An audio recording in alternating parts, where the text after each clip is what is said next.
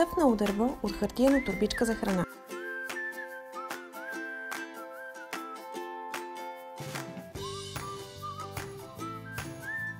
Намачкайте добре хартиената торбичка и чрез усукване оформете стъблото на дървото.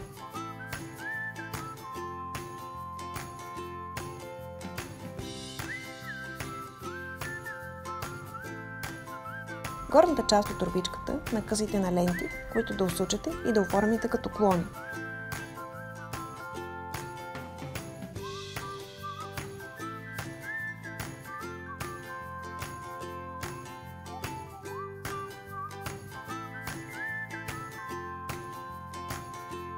След като дървото е готово, нарежете малки парченца от цветните хартии.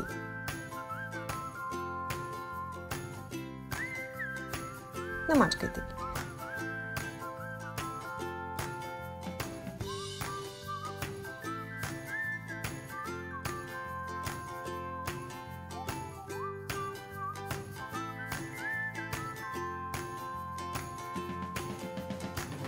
От зелената хартия оформете листенца.